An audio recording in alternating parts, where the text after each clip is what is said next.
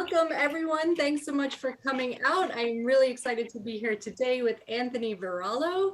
That's how you pronounce it, right? Anthony Yeah, Varallo? amazing. I mean, Becky, that is so impressive, right? Because you know the pain, because I'm sure people are like, is it tuck? Is it toque? Oh, Is yeah, yeah. it... I get that all the time. And you got it. It's tucked. So there we go. Yes. All right. All right. Well met. Well met.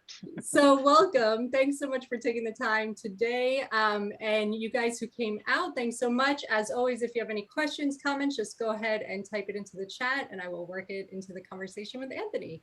And I see you have your beautiful setup behind you. Your Look at that. colors. Yeah, it looks I'm great. trying to show off my old Crazyhorse back issue. Shameless plug, I suppose. Well, that's You what we're know, here for. Yeah. So tell us, actually, let's start. You're the fiction editor of Crazyhorse. I am. I'm the fiction editor of Crazyhorse. I've been in that role since 2005. When I came to the College of Charleston to begin my position here teaching fiction, that was part of the deal, was that I would be able to be the fiction editor of Crazyhorse. And I was very, very excited by that because I love Crazyhorse and they had been kind enough or desperate enough to publish me twice. So I was like, wow, now I can work on the other side and be an editor. And I came out in 2005 from University of Missouri, where I was at the Missouri Review. And I've had a wonderful time at Crazyhorse. So I am the fiction editor, and we have a managing editor, poetry editor, and creative nonfiction editor. So we're a small group, you know. It's kind of like, and it's one of the things we've sort of prided ourselves on all these years, is that we're an editorially read magazine, meaning if you send us a story, poem, or it will be read by the editor. Which is sort of interesting because that's not always the case right. When I worked at Missouri Review, we had grad students and undergrads and a whole team of folks reading this manuscript. So it's something we kind of like, you know, we humble brag about it. Like, if you send a story, the fiction editor is going to read it. So it's a lot of work, but it's a lot of fun too. That's great. So there are no readers in the initial stage. It goes right. Right. There are no readers other than we do have an MFA program, and the graduate students can serve as assistants to the magazine. And so sometimes they will read through the submissions and make comments on them, but they don't have the authority to reject or accept. That all goes up to the respective genre editor, poetry, fiction, or nonfiction. So there are some folks who are looking at it, like grad students are looking at it, but they don't actually say yay or nay on the submission. Okay. So the magazine is based University of Charleston. It's the College of Charleston, but we accept the University of Charleston. That sounds kind of snazzy. We'll take it. Sure.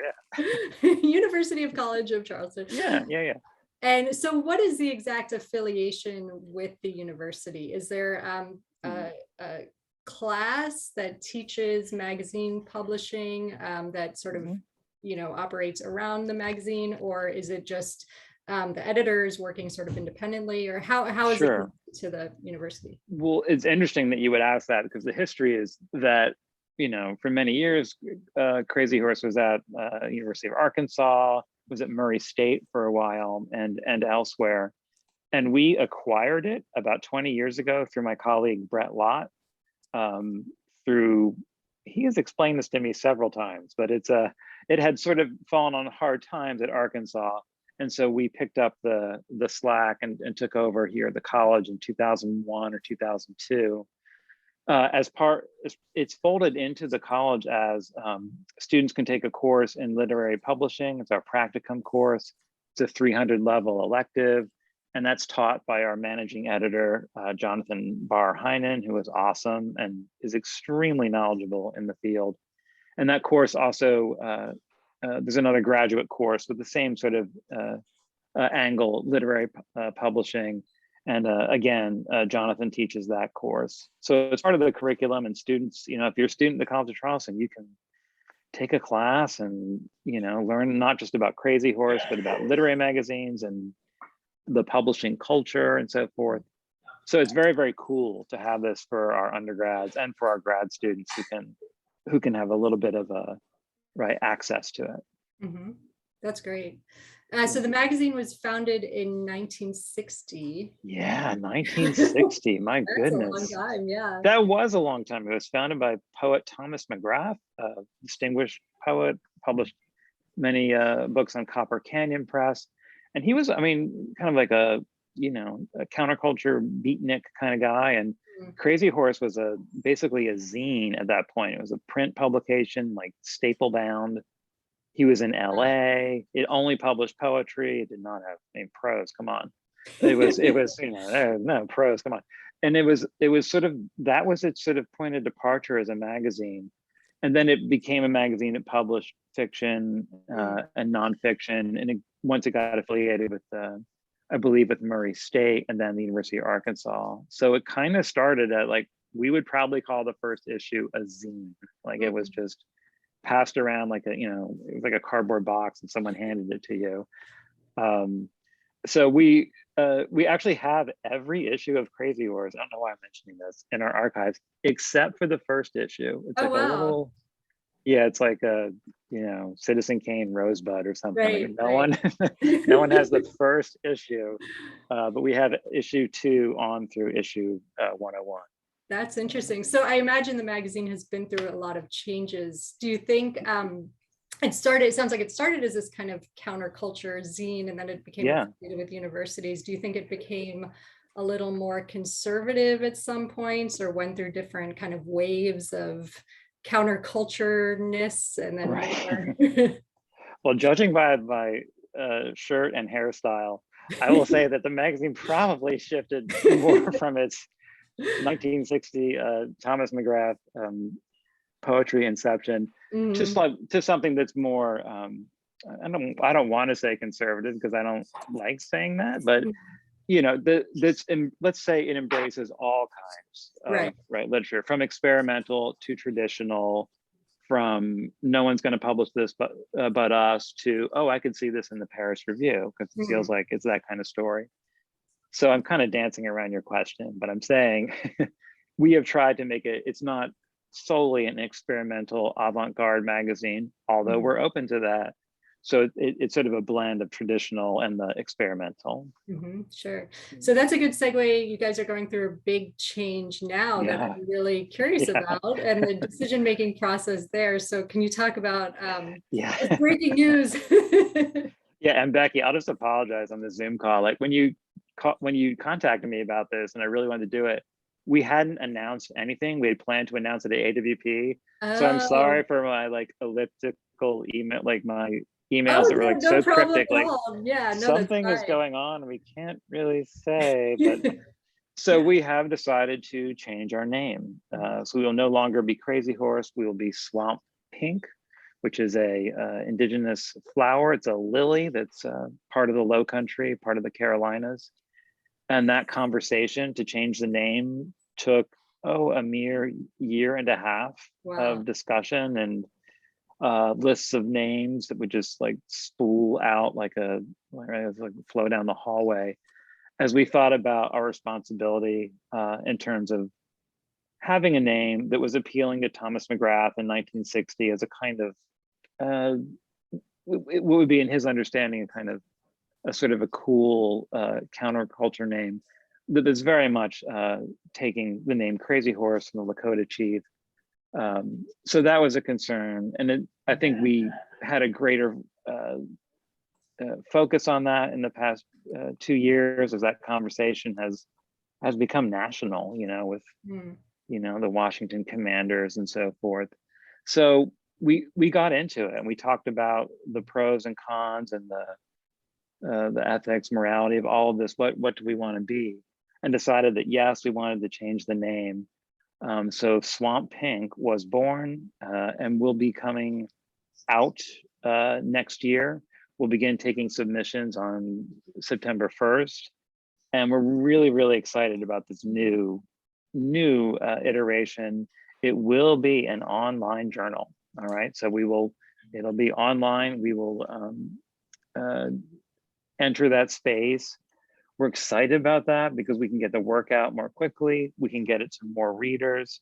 And we've noticed that more and more folks are reading our content from our website.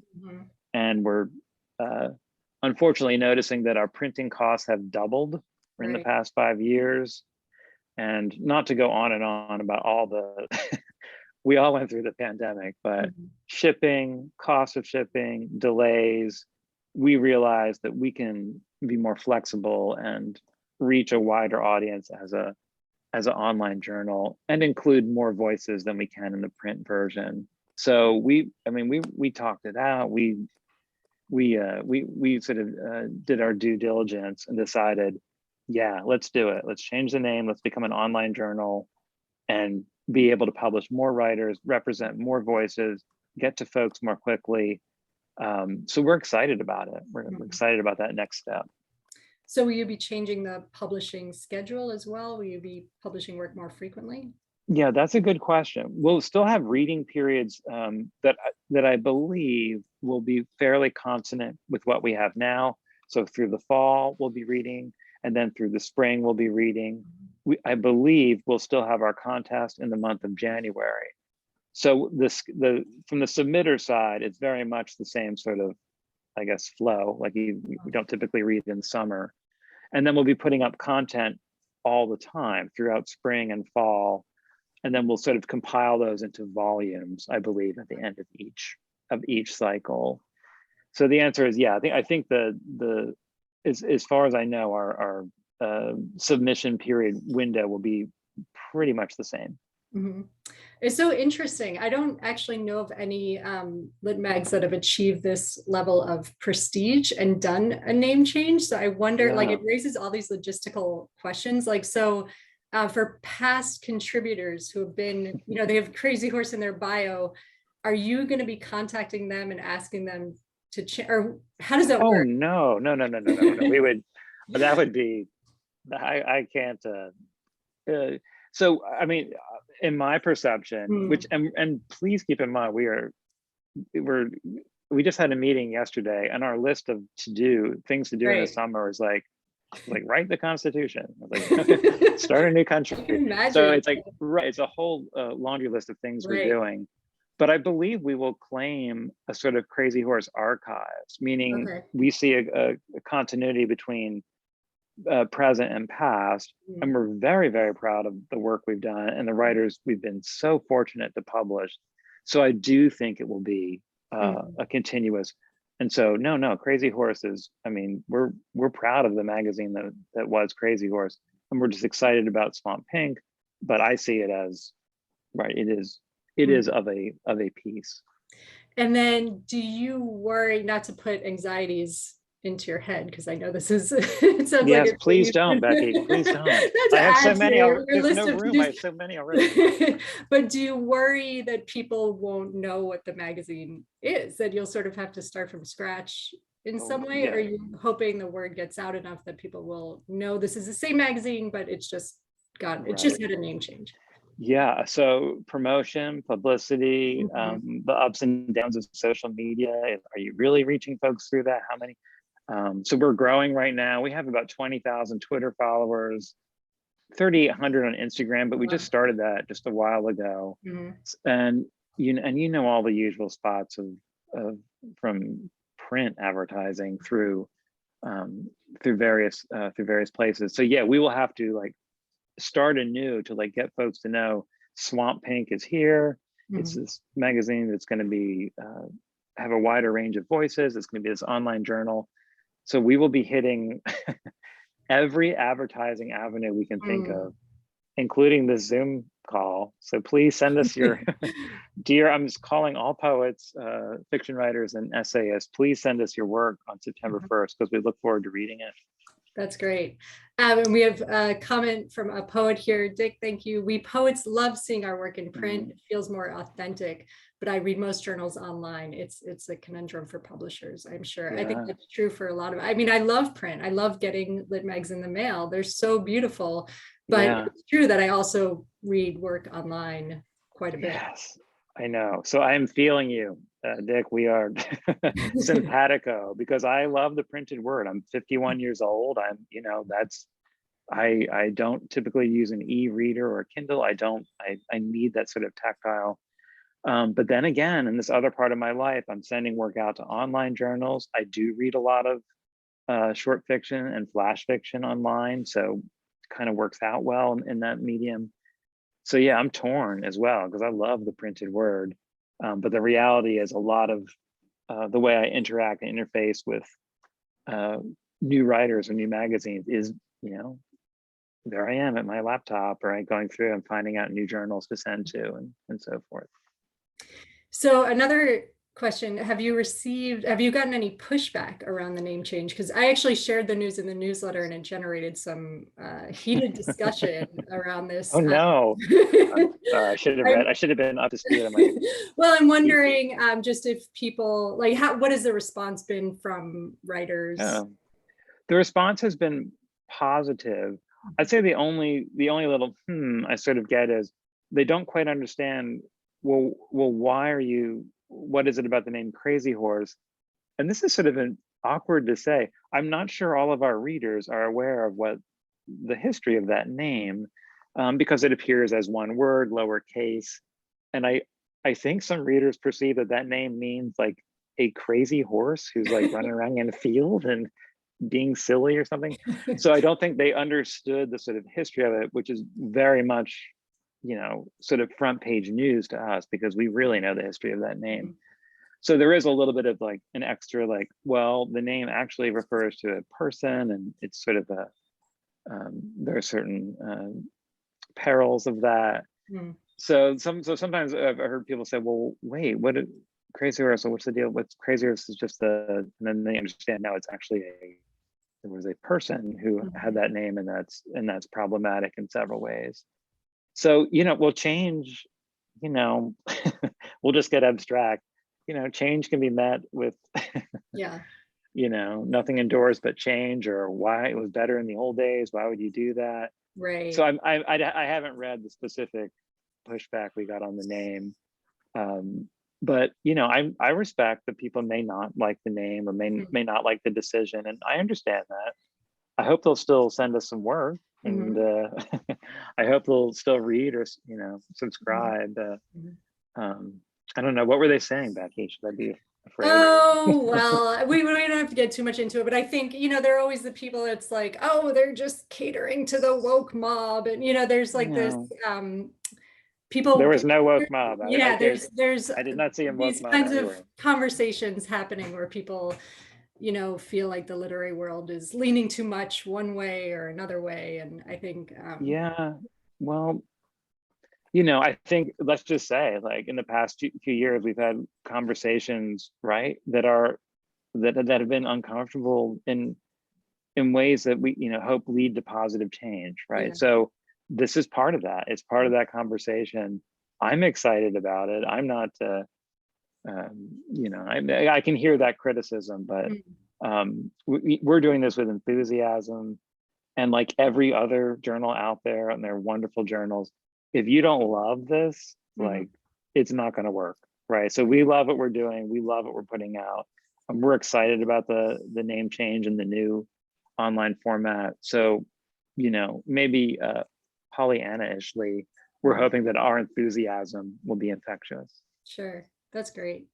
So let's talk about the work. Is the work itself changing? Do you see the magazine going through like an aesthetic shift? Are you looking for different kinds of work, or is that going to stay consistent? And also, what is the kind of work that Crazyhorse or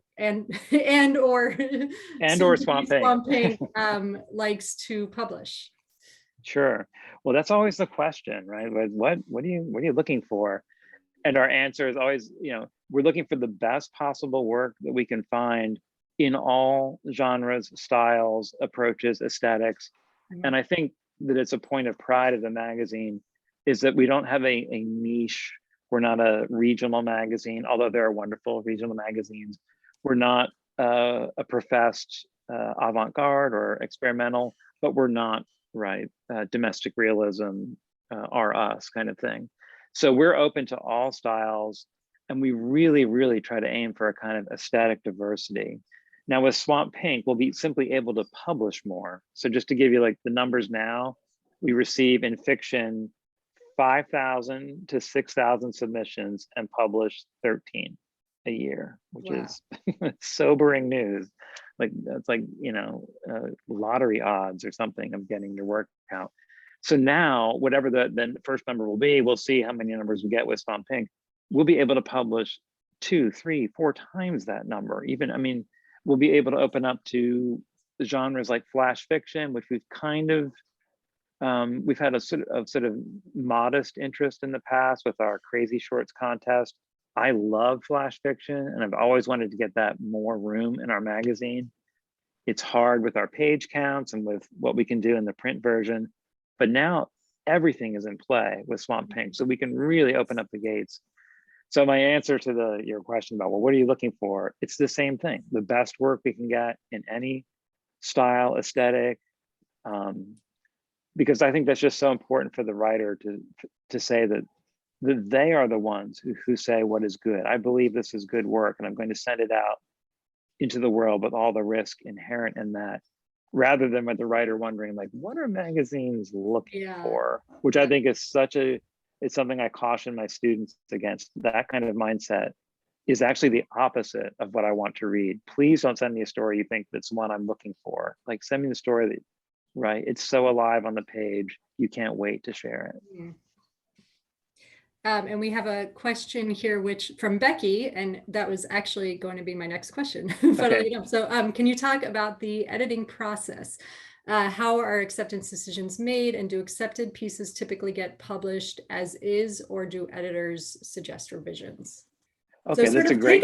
Take us through. So a piece comes in through submittable, and take us through what happens then. Okay, this is the journey through submittable. So the piece comes in through submittable. Right. If it's like a piece, how Bill becomes a law. Yeah. Yes, there it is. If it is read by an editor. So if it's fiction, it's read by me. And then if it's a piece that I am considering, it's something I'm interested in, I will mark it as in progress, which changes it to that happy dark blue color that we all love. And so now the submitter is happily like looking at the dark blue. And then that joins all the other pieces that I'm considering for the issue. Once I've read through September, October, November, right, we're getting close to our pub date, I now have X amount of stories that are in my to consider or in progress file. And this explains, like, well, why does it take like 4 months to get a response from Crazyhorse, or 6 months? Because I have to read through, right, that's the bulk of the submissions before I make my final decisions, which is a little bit different than I think how poetry is accepted. I don't accept piece by piece, like, oh, there's a great story, I'm going to take it. I have to like read through all the others and decide how does that story work with the others, right? So I'm sort of going through all the submissions. Once I have it winnowed down to my, let's say there's 100 to 150 stories, then I go through, and this is I love it. It's love it. I start taking notes on the story. So I'll put notes to myself, either in submittable. Sometimes I'll just open up a Word doc because that's easier for me. And I'll say which stories are really, really speaking to me, and I'll note them, and I'll start sort of ranking them on this list that I have. At various times, I have had an associate fiction editor now. So at that point, I'd be sharing manuscripts with them. After I get my list down to the ones I want to take, with great pleasure, I notify the writer, we'd like to include you in Crazyhorse, which is so much fun to send that email. And the writer, 9 times out of 10, says, great, that's wonderful. And then we send our standard acceptance letter with our contract, all the details, asking them to send a current version of the story. And almost every time the writer says, oh, I've really changed the story since I sent it to you 6 months ago. Will you accept the updated version? And my answer is, we want the version you're most excited about, most invested in. So yes, so send us the updated version. They send us the updated version. I read it. It's almost always been improved. It's better. It's the things that, you know, the ending is much more resonant now. And then we begin to copy edit it. So I will edit it. It gets sent to the managing editor. and then it's going to be typeset. So what's missing in that sequence is we don't send galleys, right? We don't send galleys to the writer and then ask for a significant overhaul. Please change the page 5 through 8 or something like that. If I have concerns about a story, like the ending isn't working for me, or the title I don't think is the best possible title, I will mention that in my acceptance follow-up to the writer and say, I'm happy if you're liking this title, we'll run with it. But here's why I think this other title would be better, or here's why I think we could cut the last paragraph. So I'll make some modest suggestions in the acceptance phase. And usually the writer is amenable to it, although sometimes not, which is kind of funny. Like, no, I will not change that. I'm like, okay, all right, you want to get there? That's, you're the writer.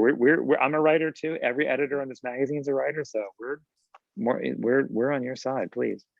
And so that's how it finds its way into publication. So then it's where did I leave you off? It's being typeset. Let me get that back from the printer. And right now, I just talked to Jonathan this morning. He's going through issue 101, which is almost on its way out the door. So those are the steps. So once it's been accepted, the only significant changes that I see as an editor is the updated version, because the writer has revised it. Any suggestions I make before we agree to run the piece, and then just sort of basic copy editing and proofing, making sure everything it looks right, is sound, seems logical. If we have follow-up questions, we would, if we're going to make a significant change because something is, let's say, implausible or illogical in the story, then I would just follow up with the writer and say, here's what I noticed. Can we make that change? And the writer says, yes, thank you, of course. So you're actually open to a writer saying, I've changed this a lot since I submitted it. The most recent. I've heard that can be annoying to editors. If they say, no, we want the version that we accepted. Well, in my highly anecdotal, subjective experience, the story the writer turns in, the revised version, is better than the original, right? Because they sent it, because I'm guilty of this, all right, and I tell my students about this. They sent out work that they knew was really good and probably publishable, but it wasn't quite ready. But that little imp, that little voice in their head said, send it out. And it was good enough for me to take it, but there's some little, infelicities in it. And so they've been fixing those in the months since then. So very rarely have I seen the case where the writer just, they went the wrong direction with this new draft. If it's, you're talking about a scenario where it's almost unrecognizable from the story that I fell in love with and want to publish. That's very rare. It's usually like they cut a scene that wasn't working, or it's usually the ending, it wasn't as satisfying. And the writer's disposition is like, I'm whatever you want. If you like the new version, that's fine, or we can go with the old version. So I guess I've just been lucky that I haven't had a disastrous version change. And I'm as I'm talking, I'm trying to think of a concrete example. So a few years ago, one of our prize stories, this wonderful story, won the prize, and congratulations, we're going to send you a check. And he said, oh, I really changed it since then. And the changes were really interesting. There was a secondary character in the story that they got some, screen time. They were part of the story. But in the new version, they became a primary character. So there's a whole new scenes devoted to them. And when I read the revised version, I'm like, okay, this is a very interesting revision, reimagining of the story that I like equally as the version that ended up being the prize story. So it was a significantly different story in the way it sort of the emotional impact of it, but it was as good as the story that we were going to run and publish. So there's an example. It felt like an even exchange, almost like they changed some things and it ended up being just about the same story we'd accepted. But that's the only one that comes to mind right now, where the changes were very noticeable.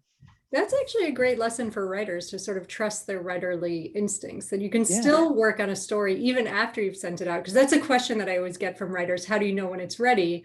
But I guess you can know it's ready and feel it's ready and also continue to work on it. So you can send it out and sort of still trust your instincts that maybe this thing needs tweaking, and you can still improve on the story. And it sounds like chances are you're probably correct that the story needs some work. Right. And this is from, I'm sure you've experienced this too, where, okay, you open up the file, you haven't seen that story in 3 months, and like things are glaring. Like, I really need to change that dialogue on page 3.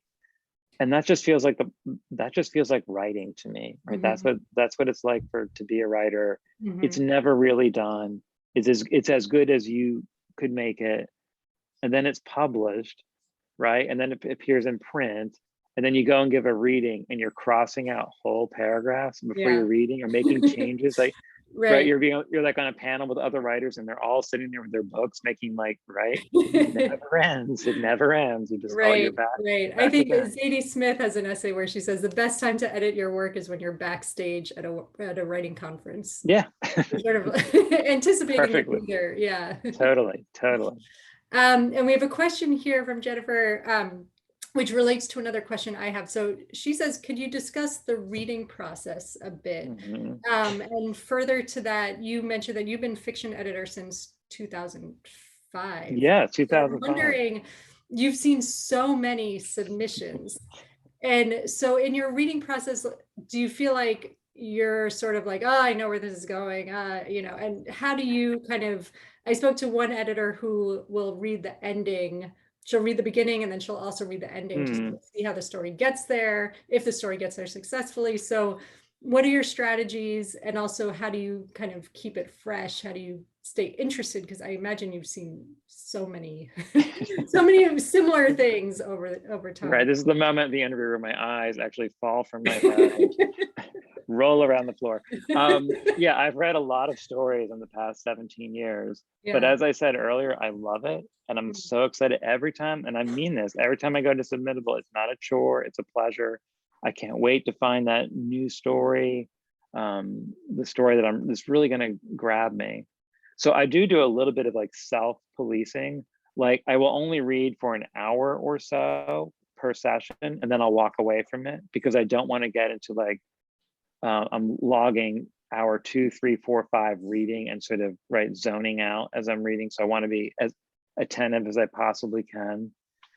When I'm reading the first pages, I'm looking at the choices the writer made, and everything. It's from the choice of the title, from the opening lines, from what's happening at a sentence level, because sentences are important to me. Do I feel that I'm forgetting the story I'm even reading and I'm just entering the fictive world of it, like that John Gardner fictive dream? All of these things are like weighing upon me as I'm reading it. If I feel like I can get to page 3, maybe page 4, depends on how long the story is, that's a sign to me that I need to give the story a really thorough read. And at that point, it goes to my in progress, right? It goes to that blue level. So I will come back to it later to give it that kind of generous read. So I don't typically read the whole story upon first read, because I want to get through the ones I need to get through and then come back to the ones that require more time. But it's really good news for the writer if that actually happens. Like, I can't stop reading the story, and that has happened many times. That's really good news for the writer. So that's as best as I can answer. That's an interesting technique to read the ending. I will read the first line of dialogue. I'll kind of cut ahead to where is that first line of dialogue? Just to see like what is the writer's kind of judgment and sort of taste level. Is it just an exchange of commonplaces? Hey, how are you? How's the weather? Or is it something a little more urgent, right? It feels a little more unprecedented. I just like to do that. That's like a good sort of like test. I just want to see like, what is this writer, when did they break that silence and have the character speak, and in what manner? So that makes an impression on me. But I'm trying to be open to everything. I'm not trying to sort of, if I have certain biases, like, okay, so I don't tremendously and emphatically love second person point of view, all right? I don't. But when a story comes in and it's in second person, and I'm like, I can't put it down, and I'm so invested in the character, well, then it's almost like a sort of double impact for me, because it's overcoming my very slight sort of bias against second person. and giving me all this pleasure because I'm so invested in the character. So as I'm talking, I'm thinking about our most recent issue. I was just gonna say there's Yeah, one up on the site now in second person. yeah. The Timothy and Mulaney story hit the wall. It's a Right. pandemic story. It's a relationship story, and there it was, strutting across the page in that very sort of difficult point of view, second person. It's so hard to escape the sort of artifice of it.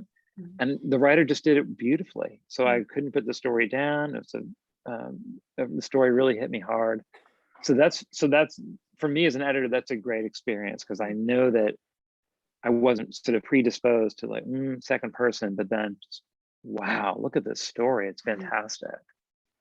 So you mentioned earlier that you take notes while you're reading for the stories that you're seriously considering. Can you take us into your mind a little bit? If someone found my notes, they would say, we need to lock this person up. They only make sense to me. I'll summarize the story quickly. I'd be like, kids at camp story, weird counselor.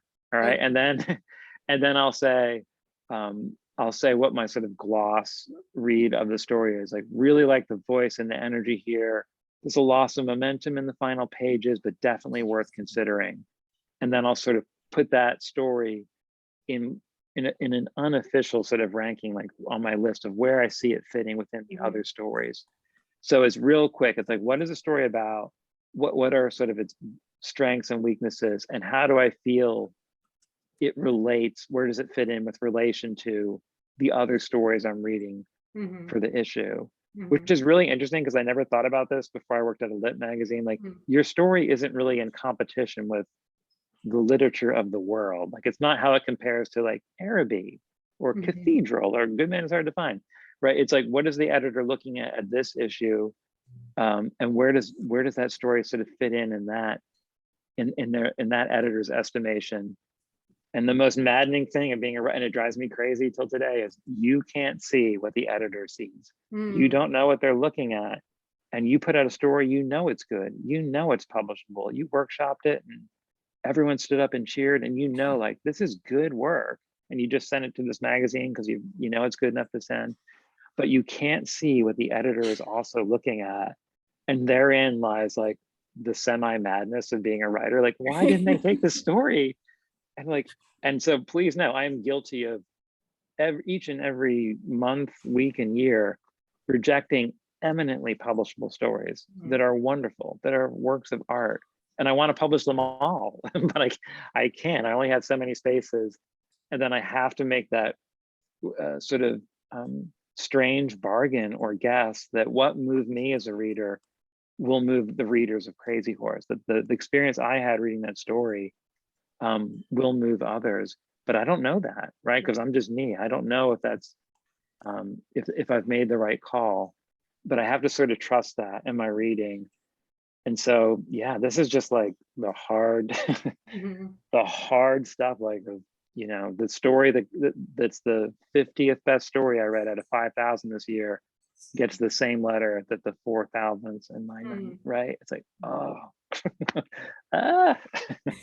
that's rough. I mean, that's rough, isn't it? It's so like, do you have a tiered rejection where you'll tell this? That's true. Yeah, I wouldn't. The 50th. Close.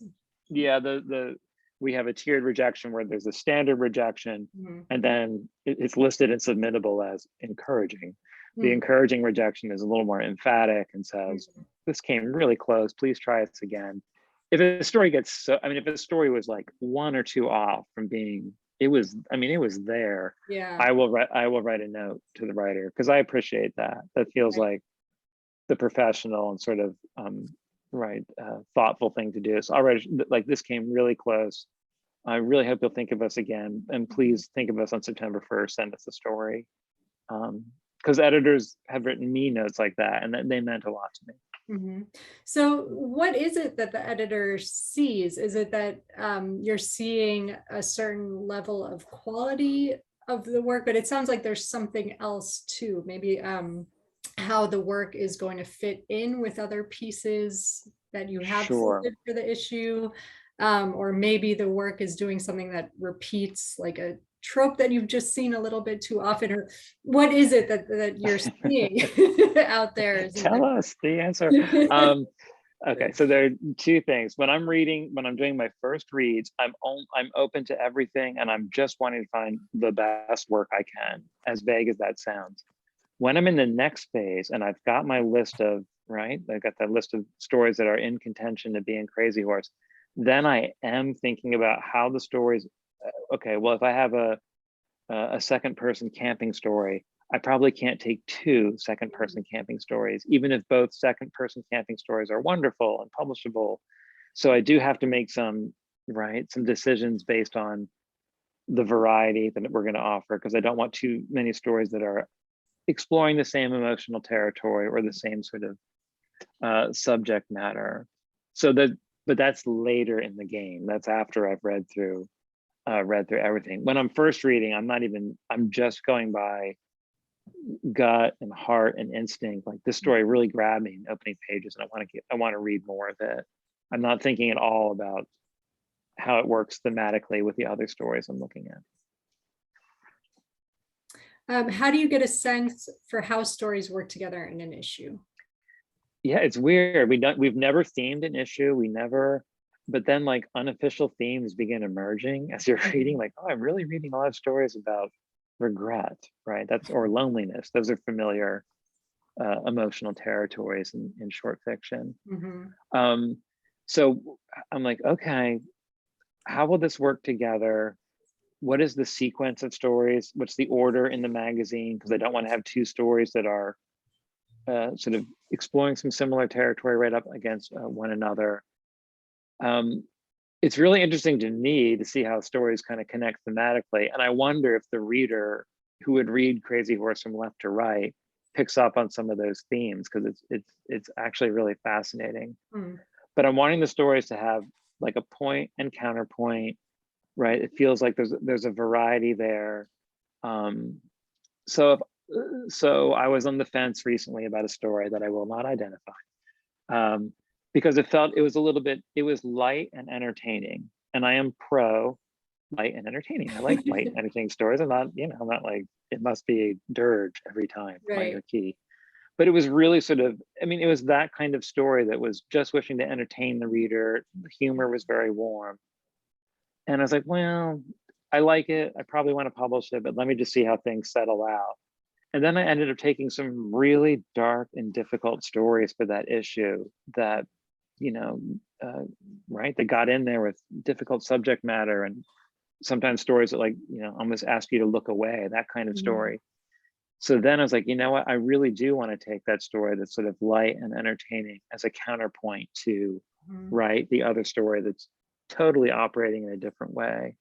So I was like, okay, this feels good to me, right? I definitely like those stories, and I like the way they're staking out different places in the magazine. Yeah. So interesting. And I think this is an important message for writers for why you need to be persistent and just keep sending your work out. Please. Even if it's getting form rejections, if you feel good about it, because you just don't know what's going on in the editor's world, in their universe and their decision-making process. Yeah. So I'll tell you, I'll just totally embarrass myself. Why not? I rejected a story one year, this is many years ago, that got published elsewhere and then reprinted in Best American. Oh, wow. And then that year I was teaching my advanced fiction workshop for my seniors, and I assigned Best American as our text for that year. And we got to this story, and I said in front of the class, here's a funny story. I actually rejected this story at Crazyhorse, and my class looked at me like, we will never trust you again. Your credibility is shot. Right. You're like the dude at Decca Records who turned down the Beatles. We're never going to listen to one thing you have to tell us. And I was like, let me explain why. I was like, I still think it's a good story. I'm looking forward to talking about it. I even did I made a writing exercise based on it, like the story that I rejected. I was like, I still think it's really great. I like it a lot, but I stand by my choice. I thought the stories that I had at that time were so good, and they were, that I thought they were better than this story. And that's why, the story was very close, but it didn't make it. So during that cycle, I just had a bumper crop of fantastic stories.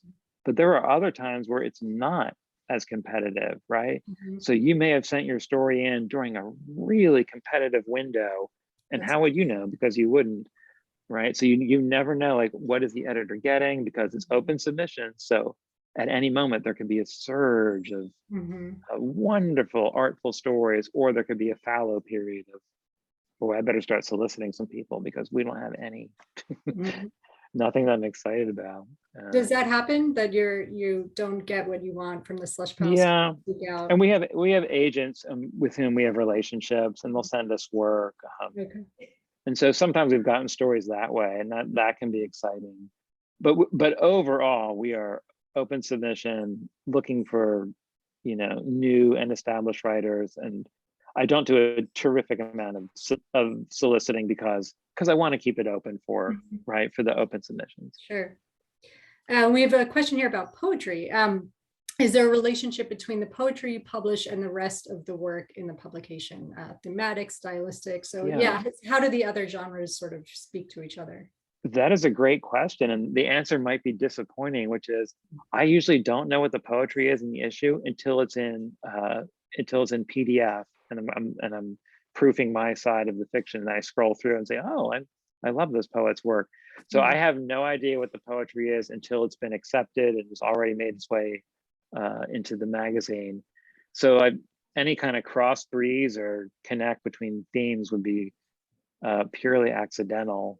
But I mean, I've got to say, like, the poetry we publish is wonderful. At least I think so. I'm kind of biased, but so it's it's the best possible work in all variety of styles that the poetry editors can find. But there isn't a real sort of intentional thematic cross connect between them. Mhm. So, Have you been seeing a lot of pandemic stories? And mhm. relatedly, do you think writers should try to avoid writing to current event? I mean, sometimes you can't avoid it, you just have to, but is there, are editors being deluged with work about like the same topics over and over? The answer is yes. We are. And I'm old enough now that I remember my wee lad grad school days when I was a senior advisor at the Missouri Review in the early aughts. And so now I've gone from the September 11th stories to the pandemic Right, stories. right. And I'm not trying to be glib, of course, but there was just so much, so many stories about that event after 9/11. And now I'm reading a lot of pandemic stories. The second person story I just mentioned a while ago, the Timothy Mullaney story, is actually a pandemic story. And I'll say that I thought one of the strengths of that particular story was that the pandemic wasn't the star, right? The pandemic was a layer of tension. It was a certain sort of, it raised the temperature in the room in really interesting ways, but it wasn't the focus of the story.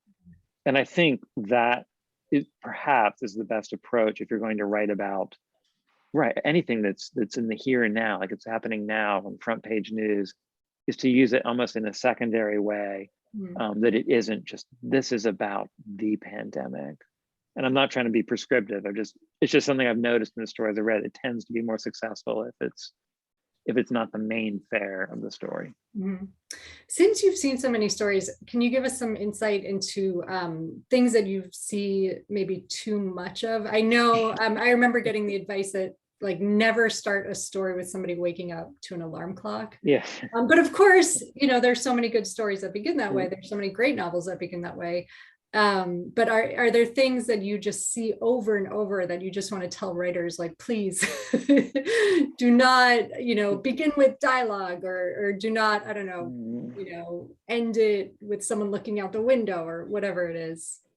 Yeah, those can be helpful up to a certain point, right? So Becky, you mentioned, like, don't start with the character waking up in bed, hit the alarm clock, it's the big day. Right. And then there's Kafka's Metamorphosis, right? So Right. there's a canonical example of beautiful use of the character waking up for the big day. So I have my own, list of pet peeves and things I talk about with my students, but I'm actually like reluctant to, admit them. I mean, I already admitted that I'm not maybe super in love with second person. And my reason for that isn't, I think, from an aesthetic bias, like from a writer bias, it's from an editor bias, which is a reality that I see so many second person stories in the Crazyhorse queue. Like second person is like alive and well at the lit mag level, at the submission level, and maybe not so prevalent at the, like behind me, the bookshelf level. We don't typically see a lot of second person. I don't know why that is, like why I see so, like I can just, it's another second person, it's another second person, but it has affected the way I read that particular point of view, just because I've seen so much of it. And then there are phases, like for a while, it was all first person plural, we, right? That was really, I was just seeing so many communal narratives and whatever the zeitgeist was that led to that. Like was it because of social media? Was it because we all were longing to feel more connected? I have no idea. I couldn't possibly answer this question. But for a while, I was seeing so much first person plural that kind of became something that was a little bit not problematic, but I wasn't always eager to read the next first person plural story. But you know, I want to maintain this as like a positive. I want this to have like a pep talk because I'm a writer, and the folks watching me now are writers. Like, you know, you say what is good, right? The editor doesn't say what's good because you're the writer, you're the artist, and you make that leap, right? That we all that your story will connect with this stranger. It's like the most bizarre thing. Why would we think that would happen?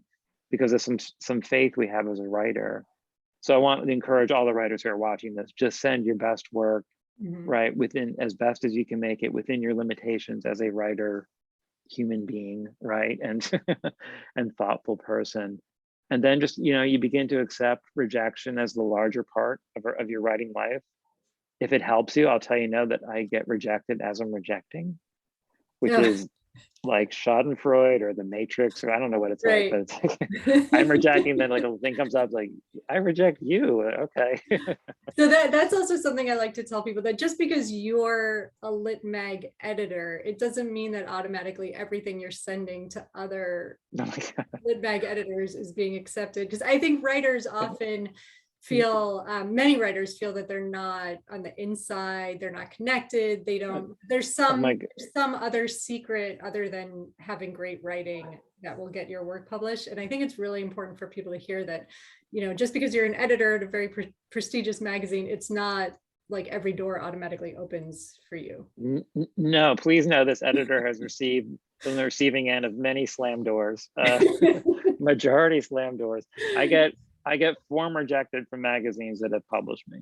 Like, so there you go. Wow, that hurts. That's a little frosty. So yeah, I get rejected everywhere I go. It's I don't know. Hopefully what the not everywhere. And we have a question here. Brings up contemporary use of non-binary pronouns like they, them. Has that figured into how you are reading submissions? I'm not sure I understand that question.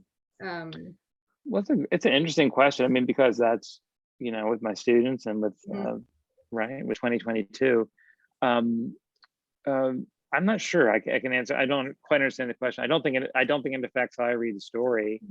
You know, I think it's exciting that territory could be explored through fiction, and that's what's great about being a writer, about writing fiction, is that you can respond to the world around you. And you know, like just think 10 years ago, I'd never read a story with Uber in it, right? Like what? Yeah. This stranger pulls up and it's a taxi, but it's a person.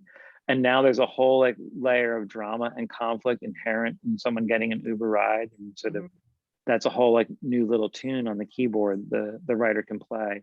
So I guess I'm sort of generically answering the question. Like, I think that's an exciting territory for a writer to explore because, you know, we're writers, we try to embrace the world, right? We're trying to get that into our pages. Yeah, I still find myself in my writing describing characters hanging up the phone, and I have to, because nobody hangs up the phone anymore. Whatever happened to hang? It was such a pleasure to hang up the phone. I really miss it. It's not a thing. Historical fiction now. Oh my God. So here's a question I ask all editors, which is that you're writing, you're teaching, and you're doing the magazine. How do you keep going? I know this has been a really challenging year for some, especially university lit mags. You know, paper supply issues and budget cuts and all, you know, just the stress of all the work you're doing just normally. So how do you, what keeps you going as editor? What keeps you excited? And you know what? All those things we could list, they all have nothing to do with writing, right? Mm. Writing is between you and the blinking cursor or the page in your Moleskine notebook. It's this very sacred and special place. If you can make writing its own reward, right? The pleasure of a well-written sentence or a well-written paragraph or a well-written page, should you be so lucky to make it to the whole page, then you'll be a writer for life, no matter what pandemics hit or what's around the corner, and we never know what is, right? Because that's the truth about writing, right? It is its own reward. And publication's great. Like, I like being published and I like working in publishing at Lit Mag, but publishing isn't writing either, right? It's right, there's something, writer has a higher ambition than that. So just sort of enjoy the pleasure of words on the page. And I know it's been a tough past 2 years, and that's what just sort of sustained me. Like, it's actually been nice to have writing, right, in my life in the past 2 years as much as it's been the past 20. And I'm still trying to get to that next sentence. You know, it's really hard. It's they're getting slower and slower. Yeah. But it's still a pleasure too. And do you feel the editing sustains you? Do you feel that same way about being an editor? Yeah, I just like to know. It's a weird sort of, it appeals to my sense of like nosiness or voyeurism. Like, I need to know what's going on out there. What are folks writing about? And what's, and then I'll read a scene like, man, I wish I'd written that, or this is fantastic. And it's, if anything, being an editor is daunting because it makes you realize the incredible abundance of talent, right? Oh, because if you weren't an editor, you're like, I think I'm up there, right? and then you read just like, oh my goodness, there's so many talented writers, and talent is so widespread that it's sort of, you know, if you get in the wrong headspace, it can throw you off your game a little bit. But it doesn't, you know, it's just a reality. There's just so many wonderful writers out there. Right. So one more question: what makes your journal different from Journal X? We have had it out for Journal X for years. All right, we've had Journal X in our crosshairs. As I mentioned earlier, Crazyhorse is editor read, so you will always have if you send a story, it'll be read by me. Poetry by the poetry editor, and that's something we do. Like, we feel that's kind of special. So you're going to get that kind of attention. Might take us a little longer to get back to you than Journal X, all right, who may have a very fast response time, but your story may never get up the chain to the editor. We're all of us are writers. Everyone on the staff is a writer with numerous publications and just wonderful, talented folks. So we are emphatic and sympathetic to you as a writer. We intend to treat you that way. So, you know, we kind of feel a kind of communion, if you will, with our writers, because we are sending our work out and we know what it feels like to get a rejection. That's so nice. Yeah.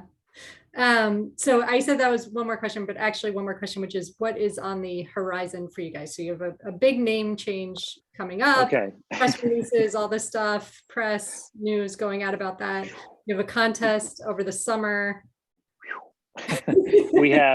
I will try to. We have one more issue of Crazy. I misspoke. There are 2 more issues of Crazyhorse. Issue 101, which is out the door, almost done. It's just about to hit. If you're a subscriber, it'll be in your mailbox soon. In the fall will be the last issue of Crazyhorse. That's issue 102. And in that fall, we'll begin accepting submissions for Swamp Pink on September 1st. Our contest will be next January, so we're getting contest submissions. Oh, I'm sorry, I thought it was in July. Okay, January. Good. No, that was our old, that's okay. That was our old Crazy Shorts contest, which we shut down last year. So for you guys, for the writers out there, please think of sending us work to Swamp Pink on September 1st. Keep your eye out if you're subscribers for issue 101, which will be there soon, and 102, which will arrive in the fall. Okay. And people can find you, Crazyhorse.